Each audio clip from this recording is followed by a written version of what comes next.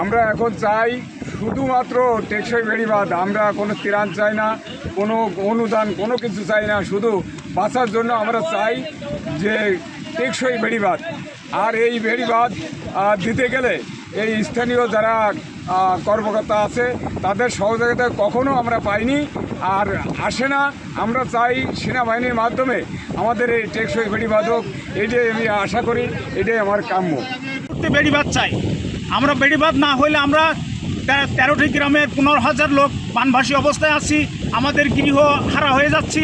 আমরা এই মুহূর্তে যদি বাঁধ না হয় তাহলে আমার এই এলাকায় বসবাসের অনুপযুক্ত হয়ে যাবে। আমি 2 হাত করজোড়ে মিনতি করতেছি বর্তমান তত্ত্বাবধায়ক সরকারের কাছে, প্রধান উপদেষ্টা ডক্টর মোহাম্মদ ইউনূসের কাছে। আমরা প্রধান সেনাবাহিনীর মাধ্যমে দ্রুতভাবে যেন এই ব্যবস্থা গ্রহণ করা হয় এবং পানি উন্নয়ন বোর্ডের কাছে প্রার্থনা করি দ্রুতভাবে যেন আমাদের অনেকগুলো স্কাবিটার নিয়ে আমাদের এই বেড়িবাঁধ তৈরি করা হয়।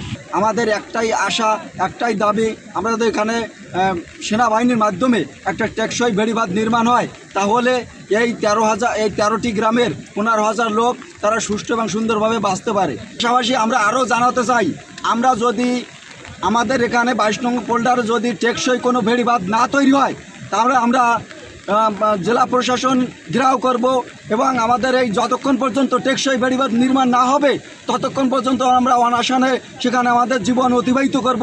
এই প্রত্যাশায় আমরা সকলে উদ্বুদ্ধ হয়েছি। টেকসই বেড়িবাঁধ চাই, আমরা টেকসই বেড়িবাঁধ চাই, আমরা টেকসই বেড়িবাঁধ চাই, আমরা টেকসই বেড়িবাঁধ চাই, আমাদের টেকসই বেড়িবাঁধ দরকার। কোনো ত্রাণ চাই না, শুধু টেকসই বেড়িবাঁধ চাই। সেনাবাহিনীর মাধ্যমে টেকসই বেড়িবাঁধ চাই।